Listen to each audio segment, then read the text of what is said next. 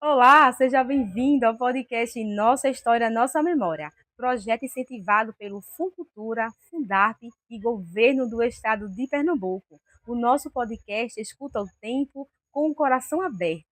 E nessa temporada, a gente caminha até os lugares onde a cultura pulsa no dia a dia, nas mãos, nas vozes e nos sonhos de mulheres que transformam o mundo com o que sentem, criam e vivem. Cada história é um abraço na memória e uma semente para o futuro. Eu sou a jornalista Josi Marinho, produtora cultural, natural de Carpina, na zona da Mata Norte de Pernambuco. E há mais de 10 anos conto histórias do nosso povo, nas ondas do rádio, nas palavras escritas e agora no aconchego desse podcast. Preservar a memória é também um ato de futuro. Hoje, a gente chega à comunidade quilombola de Trigueiros, em Vicência, na zona da Mata Norte de Pernambuco. Um território de luta, de raiz africana, de memória viva. Aqui moram mais de 300 famílias descendentes de pessoas escravizadas que resistiram, sobreviveram e fundaram essa comunidade, onde até hoje pulsa o espírito de liberdade. Quem nos recebe é Adriane Cruz Barbosa de Melo, professora, pesquisadora, mulher preta e quilombola, com licenciatura em matemática e pós-graduação em educação intercultural e decolonizante. Ela tem feito da educação um instrumento de resgate, pertencimento e reconstrução de identidades. Por 8 anos, Adriane presidiu a Associação Quilombola de Trigueiros, que funcionam, vejam só, na antiga Casa Grande do Povoado, um símbolo forte de intervenção de poder, de retomada da história por quem sempre foi silenciado. Edriene, que alegria recebê-la aqui no nosso podcast. Estamos aqui em Trigueiros, um lugar tão significativo para nós. E já de início aqui no nosso podcast, eu queria te perguntar, como foi aqui a sua chegada a essa comunidade? Boa tarde, Josi. É um prazer recebê-la em nossa comunidade, aqui, né, no terraço de nossa associação, onde a gente aqui troca ideias, troca experiências junto ao nosso povo, né? Minha chegada aqui foi na visão de ser professora, né? Já namorava com meu marido, né? E depois continuei aqui, depois que casei, continuei aqui ensinando, né? Comecei a ensinar aqui na escola, que antes era a Escola José Bonifácio, hoje é a Escola Municipal Alfredo Gomes de Araújo, né? A Escola Municipal Alfredo Gomes de Araújo, ela foi construída em 14 de novembro de 1991, construída e inaugurada, né? Mas antes eu já fazia parte aqui da comunidade, né? E à medida que eu cheguei na comunidade, eu sempre fui uma pessoa assim muito observadora, né? E eu sempre trabalhei com crianças assim, de primeira, que antes era primeira a quinta série. E eu acredito que os meus alunos e meus vizinhos, meus colegas, eles foram incentivadores. Comecei a trabalhar com, além da minha profissão, na época era ser professora, da minha função que eu exercia, nas minhas horas vagas na quinta-feira, voluntariamente, eu juntava um grupo de idosos, né? E sempre, na época, na época eu não sou muito velha, mas também não sou muito jovem, né? Na época não tinha essa história aqui de diabetes, essas coisas. Eu passava na padaria, comprava uns pães doces e 2 refrigerantes e levava, e sempre tinha um lugar onde a gente se reunia, toda quinta-feira à tarde. E lá eu fui descobrindo assim os valores, os costumes, os saberes, né, das pessoas mais antigas, né?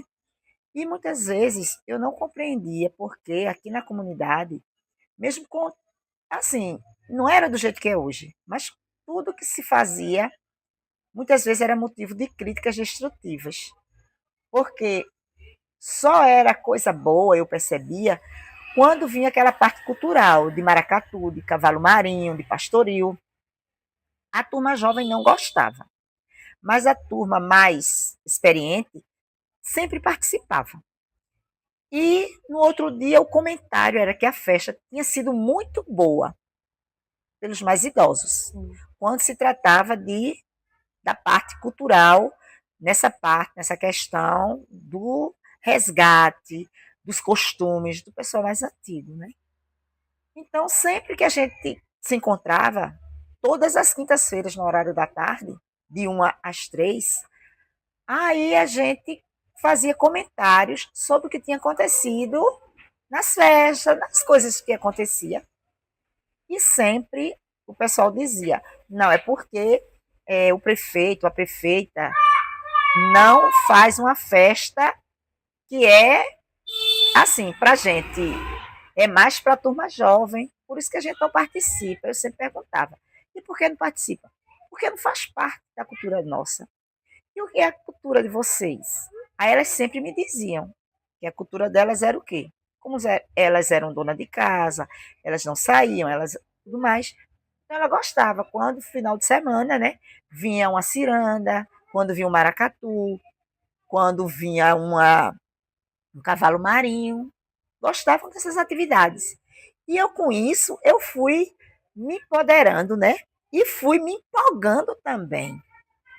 Aí no ano de 2006,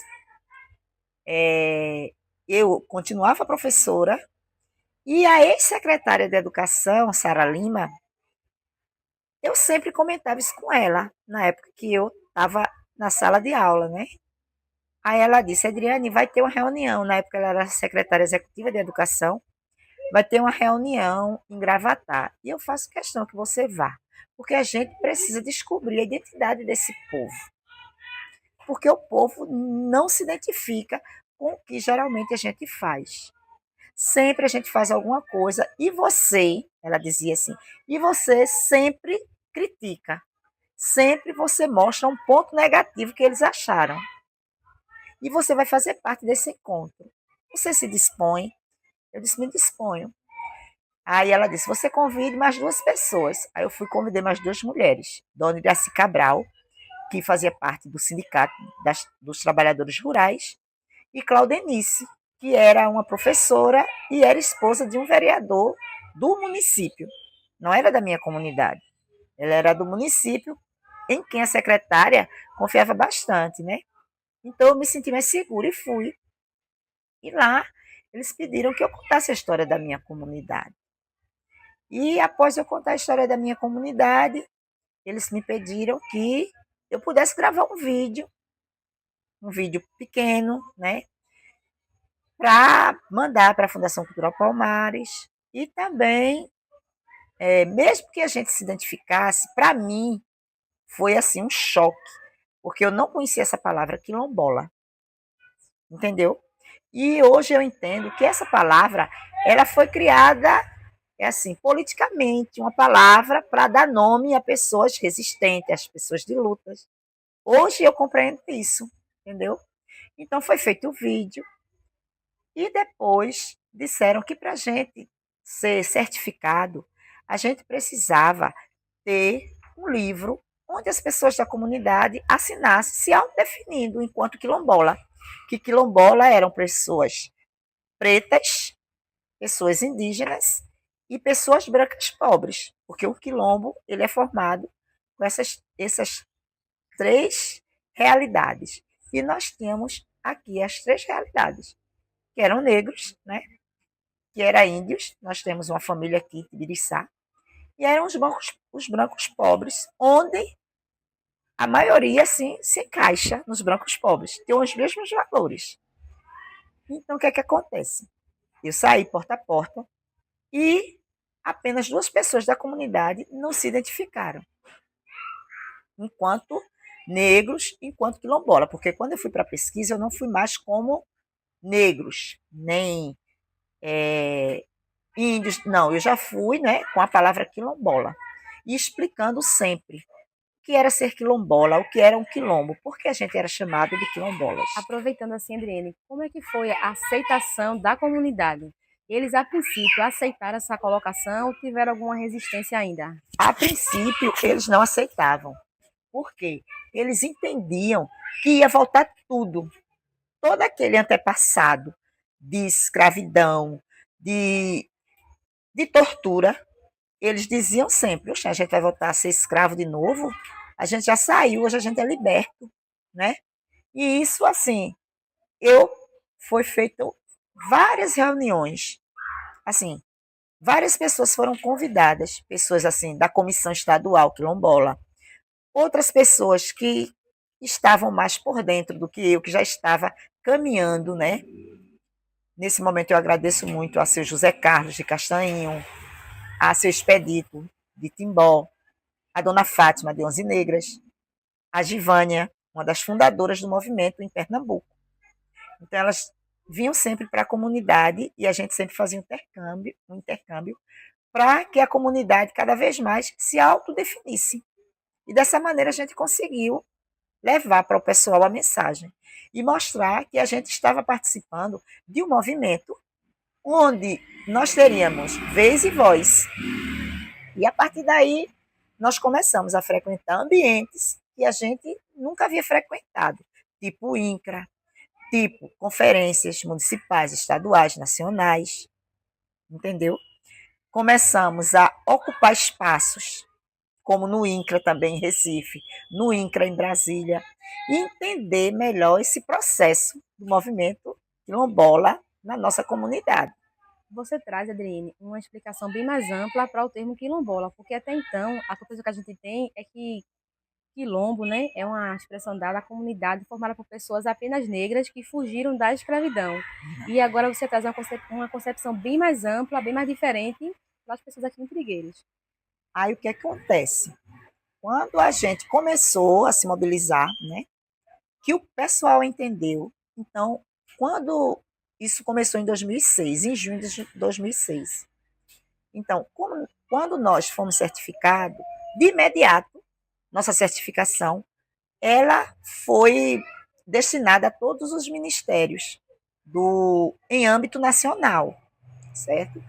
Em âmbito do Ministério da Educação, da Saúde, todos os ministérios. Então, o que acontece? A vida da gente mudou bastante. Eu queria te perguntar, o que foi que muda? O que foi que mudou aqui em Trigueiros com essa certificação?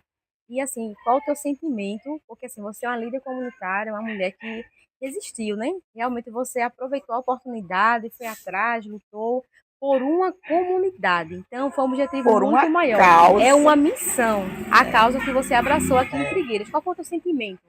A, Hoje o meu sentimento é de vitória. Meu sentimento hoje é de vitória. Eu me sinto uma mulher vitoriosa, uma mulher assim que sou protagonista da minha história, uma mulher empoderada, né? Como eu era professora, eu tive mais possibilidades, né, de poder convidar o sanfoneiro da comunidade, descobrir. Ele mesmo não conhecia a sua própria biografia. E foi a partir de pesquisa que ele descobriu que o aniversário dele era no dia 24 de junho. Então, foi a partir da pesquisa da escola. Foi a partir da escola que nós construímos loas com as pessoas que aqui brincavam o maracatu.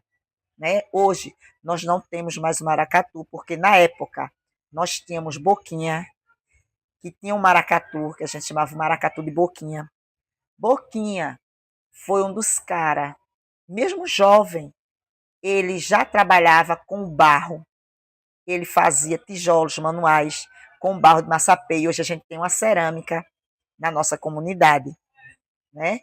E o cirandeiro, né, que a gente até hoje é uma tradição, é bem mais tradicional na nossa comunidade tocar uma ciranda e todo mundo cai de dentro do que uma capoeira. Eles admiram bastante a capoeira, mas eles não são muito brincantes de capoeira. Agora, de ciranda, meu neto de 6 anos, até a vovozinha, a bisavó de 90 anos, ela cai numa ciranda e só sai no final. Eu mesmo troco qualquer estilo musical por uma ciranda Bem, nas festas tradicionais. A gente começou a descobrir também com essas pessoas mais idosas, né, que nós tínhamos uma padroeira, que era Nossa Senhora das Dores, sim. e era comemorada aqui no mês de janeiro, na festa tradicional de Santos Reis. E a festa daqui, Santos Reis, já existia devido todo o movimento dos ricos, né? Era do negro, a diferença do negro, do pobre, do coronel, né? Porque antes Vicência era toda dominada por um coronel, né? E pertencia a Nazaré da Mata, essa casa que a gente está agora, no momento, era pertencente ao seu José da Cunha Gomes Pedrosa, que era um coronel, era o dono do engenho Trigueiros, né? E onde era forneado o mel, a rapadura.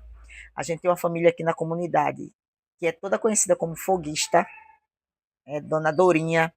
A mãe dela era parteira da comunidade, né? Então, tudo isso assim levou, e Dona Dourinha também fazia parte desse grupo de idosos que eu também fazia parte, né? Que a gente compôs. Tinha também Dona Nicota, uma pessoa historiadora da nossa comunidade. Dona Iraci Cabral, sindicalista. Então, foi juntando todo esse quebra-cabeça e nós fomos acreditando que era possível mudar nossa realidade, porque hoje Trigueiros é visto com outro olhar. Mas antes, Trigueiros era visto assim como um lugar desprezado, né? Um lugar onde as pessoas eram pobres demais, não tinham, assim, o IDH aqui era muito baixo, as pessoas só sobreviviam da cana de açúcar, né? A cana de açúcar, ela chega no quintal da casa da gente, né? Aqui nós tínhamos 5 casas de farinha, onde era produzido e ainda era vendido para fora. E hoje nós não temos nenhuma casa de farinha, só lembranças. Não temos sequer vestígios das casas de farinha, né? Porque não tem mais lugares para as pessoas plantar mandioca. Então, tudo isso dificultou. Então, o que a gente começou? Começamos a investir em cursos para mulheres.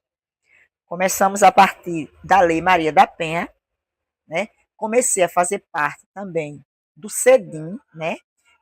Que é o Conselho Estadual de Mulheres, né? Do Estado de Pernambuco. E comecei a ver essa política do CEDIM, uma política de mulheres, bastante, assim, identificada com a vida que a gente leva aqui na comunidade. Então, a partir daí, começamos a trazer cursos, cursos de bonecas, cursos de bolos, as mulheres aqui fazem, né? E trabalhamos muito também a questão da Lei Maria da Penha, dentro da comunidade, né? E até hoje, assim, nós somos símbolos de resistência. Hoje, no município, a gente tem uma sala lilás, onde a gente não precisa mais, né, estar se submetendo a estar indo para a delegacia, né, a estar conversando com o próprio agressor, né, que, assim, o homem, geralmente, ele só dá razão ao homem, né? Hoje lá a gente tem uma sala lilás, bastante equipada, que nos escuta. Exatamente. E assim, você que nos acompanha, observa que Edriene realmente é uma líder de destaque. Eu nem preciso perguntar, ela já adianta aqui os temas na entrevista, porque realmente é uma pessoa envolvida com as causas dessa comunidade e ela realmente fala com amor, com dedicação e assim com orgulho pelas conquistas da sua comunidade. Então, é um prazer, assim, Edriene, nessa entrevista aqui, estar te ouvindo e de perto, assim, acompanhar melhor como uma mulher atuante aqui na Mata Norte tem contribuído, né, para a permanência dessa comunidade de Trigueiros, que é conhecida como a comunidade quilombola. Também E eu faço quero, parte. atenção, só para a gente concluir, Tá. eu quero também destacar que hoje os quilombos, eles continuam existindo e resistindo em todo o Brasil. Trigueiros é um deles. Aqui, onde antes existia uma casa grande, hoje há uma associação gerida pela própria comunidade. Aqui onde o silêncio era imposto, agora se ouvem toques de maracatu, capoeira e cantigas de roda.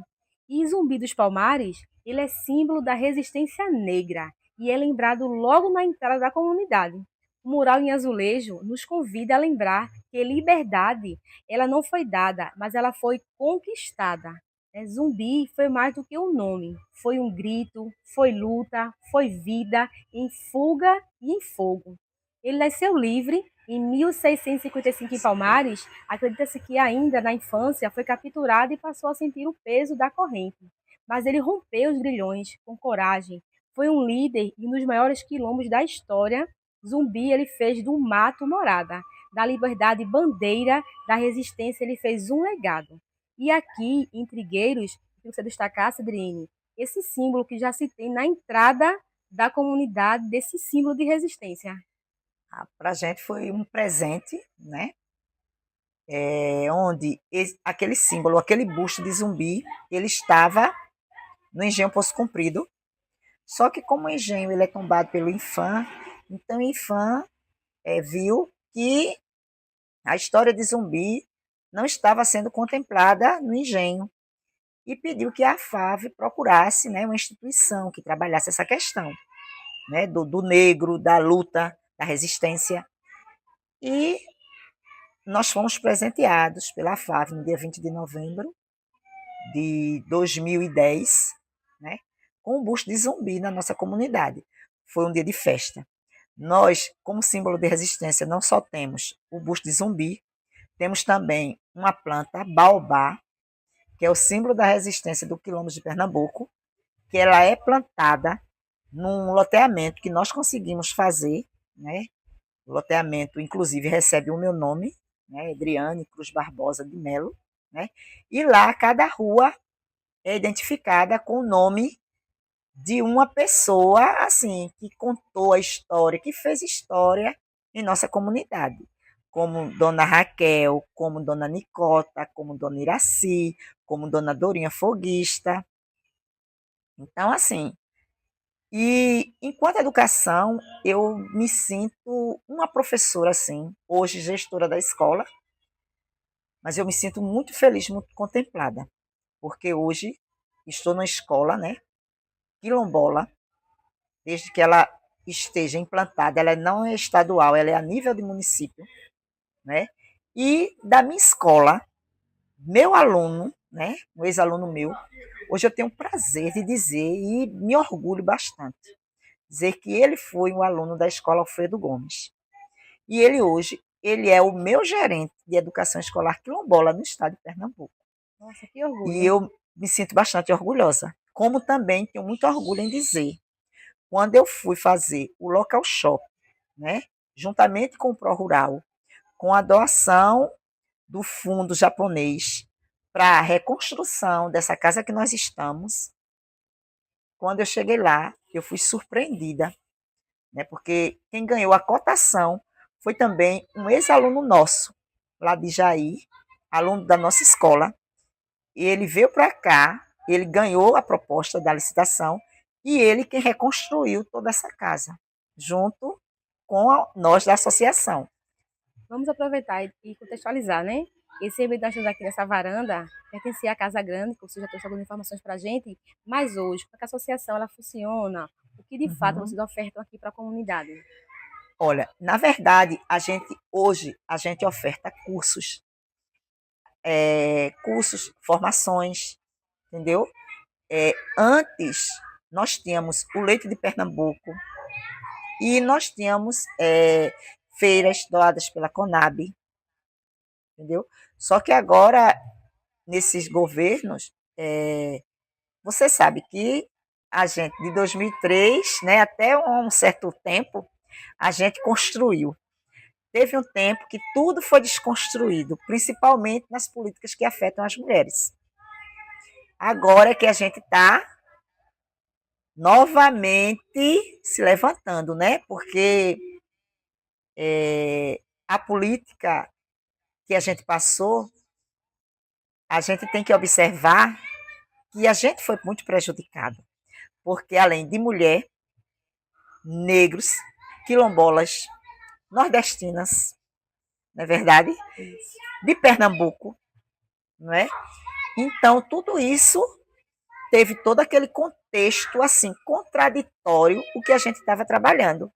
Então, nós construímos, desconstruímos e agora estamos construindo mais uma vez. Observando a sua trajetória, nós vemos um símbolo de luta, de resistência, Você tem inspirado outras mulheres aqui em Trigueiros a Sim. também abraçar essa causa? Com certeza, outras mulheres aí já estão aí, se virando sozinha, né? Assim, hoje eu fico muito tranquila quando eu digo a você que eu me orgulho da comunidade por isso, porque outras mulheres, elas podem estar fazendo a mesma coisa que eu estou hoje. Elas falam a minha mesma língua, certo? Não só as mulheres, como também os homens também. Eles compreenderam, entendeu? Eles podem até não gostar de mim, mas eles me respeitam, entendeu? Eles me respeitam. Hoje, a maioria dos nossos funcionários, tanto saúde como serviços básicos da comunidade, quanto educação, é, quase que 90% são todos da comunidade, onde antes, até para varrer a rua, vinha pessoas de fora para varrer a rua nossa, né? Hoje já temos muitas ruas da nossa comunidade já com calçamento, já temos uma água tratada, tudo fruto de associação na comunidade. Assim, é uma organização não governamental, né, onde a gente não tem fins lucrativos, por isso que a gente aqui não tem grandes coisas. Também nós sentimos dificuldades em elaboração de projetos. Então, isso também nos impede trazer muita coisa, diferente de alguém que tem mais facilidade de buscar, de construir, né? Assim, hoje, através da associação, foi que nós pudemos formar aqui na comunidade mais pessoas com ensino médio. Nós já trabalhamos com 4 turmas, formamos na comunidade 4 turmas com curso de travessia. Então, teve um impacto muito forte na comunidade. Essas pessoas, muitas delas já cursaram a faculdade. Então, nós já temos enfermeiros, já temos agrônomos, já temos biomédicos na comunidade, já temos engenheiros civis na comunidade, já temos vereador, já temos várias especialidades. Assim, o estudo para a gente é assim, é o que faz com que a comunidade se desenvolva. A partir do mês de agosto, nós já, na Universidade Federal de Pernambuco, já teremos uma turma em licenciatura de Pedagogia na Educação Escolar Quilombola e fomos contemplada com 25 pessoas da nossa comunidade que irão estudar durante 4 anos, né? Então, iremos ter mais pessoas empoderadas ainda, porque a minha licenciatura que eu fiz foi em matemática. A minha pós-graduação, quando eu fiz, já foi para fortalecer a minha escola. E hoje nós iremos ter pessoas, né, assim, empoderadas na questão pedagógica, extremamente voltada à educação escolar quilombola. Ouvindo seus relatos, já observamos, né, grandes conquistas que essa comunidade obteve através da sua liderança, mas queria perguntar, já que finalizando a entrevista, o que você ainda sonha para essa comunidade? Ah, meu Deus, eu sonho muita coisa. Tenho um sonho muito, muito grande. É de ver a parte, principalmente a parte de lazer, muito aflorada na minha comunidade. Nós tivemos, no governo passado, né, nós tivemos a construção de uma quadra poliesportiva. E nessa quadra poliesportiva, nós também, em frente à escola, nós temos uma pracinha simples, onde os meninos da comunidade, eles começaram uma brincadeira. E de uma brincadeira, nós já participamos de 2 vitórias em campeonatos pernambucanos de vôlei. Nós temos formado aqui um time de voleibol que eu considero um dos melhores no estado de Pernambuco, né? E é a única comunidade quilombola que tem um time de voleibol. Então, eu penso esse espaço de lazer como um espaço também de liberdade, porque antes nós éramos escravizados pelos senhores. Hoje, nossa comunidade ela é escravizada pelas drogas, pela violência, né? E ninguém quer ver o seu filho, o seu neto passando por isso. Então, para mim, meu maior sonho, meu maior desejo hoje é poder estar investindo nos jovens da nossa comunidade, para que no futuro ele venha contar a mesma história que hoje eu estou contando dos antepassados da comunidade. Eu espero que com esse episódio outras mulheres se inspirem na sua história também e possam investir em suas comunidades. E hoje, sair aqui de Trigueiros é como sair de um território sagrado. Aqui a história do Brasil pulsa com mais força. Aqui a memória negra não é apenas lembrança, é ação, é organização, é resistência viva. E para encerrar, Adriane, te faço uma pergunta que costura todos os nossos episódios. Se você pudesse resumir o que é cultura para você, em uma palavra, em uma frase, o que você nos diria? A cultura, para mim, é a maneira, a nossa maneira de viver, é o nosso cantinho de resistência, de luta, de liberdade, é poder fazer, poder ser protagonista da minha história, poder sentar e brincar. Inclusive, eu vou revelar para vocês, eu amo ciranda, amo São João, amo Natal, mas esse ano, pela primeira vez na comunidade, né, eu, mulher quilombola, criei um boi de carnaval. O nome do boi é boi beija-flor, né? E ele teve um grande significado na minha vida, onde as pessoas não acreditavam que o pessoal acompanharia essa cultura, né? Eu fui muito assim contemplada, eu fui muito lisonjeada com a frequência do pessoal acompanhando e eu quem saí embaixo do boi. E o pessoal não acreditava que ia dar certo. Então, para mim, cultura foi isso. Foi todo mundo ali, todo mundo no mesmo cantinho, todo mundo brincando, todo mundo resistindo a algo que antes era o boi de boquinha. Então, a gente conseguiu resgatar. Ele está guardado aqui na associação, né? E no próximo ano, foi o primeiro ano dele, no próximo ano, né? A gente já vê, assim, a possibilidade dele sair no carnaval com outro olhar, com outra roupagem, né? Mas cultura para mim é isso, é a gente beber água da mesma cacimba, é a gente fazer parte da mesma escola, é a gente se consultar no mesmo postinho, é a gente dançar aquele forró pé de serra que a gente já está aguardando no São João agora, entendeu? É a gente, no Natal, a gente poder se reunir e poder ver o brilho da luz, das estrelas, todo mundo junto, todo mundo assim, reunido, trocando olhares, trocando votos de felicitações para um novo ano. A cultura para mim é isso. Minha feijoadinha, meu quarentinha, né? Com a minha carne seca, né? Minha carne de charque, o meu peixinho. E se você hoje me perguntar, eu digo, eu conheço todos os meus colegas da comunidade. Todos eles me conhecem. E eu acredito que eu nasci para isso, vou morrer aqui, vou me enterrar aqui. E é dessa comunidade que eu tiro o pão. Foi nessa comunidade que eu consegui criar meus filhos, né? Consegui ajudar o meu marido. Hoje eu consigo ajudar meus netinhos. Todos os dois também são estudantes da mesma escola que eu trabalho. Me sinto muito feliz por isso.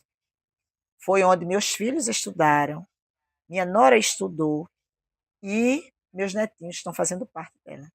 Então, cultura para mim é isso. É poder dar a minha contribuição. Né? Assim, pude ir voltar, estudar e desenvolver tudo que eu aprendi aqui e ser uma multiplicadora dessa história de fortaleza, dessa história de resistência da minha comunidade. Eu considero minha. Não é por egoísmo, é porque eu sou parte dela, faço parte dela e nela eu tenho parte. Adriana, sua história é inspiradora e são histórias como essa que nós temos contado aqui nesta temporada especial do podcast Nossa História, Nossa Memória. Este foi mais um episódio da nossa temporada, uma produção que escuta as mulheres que fazem a cultura acontecer. Até a próxima!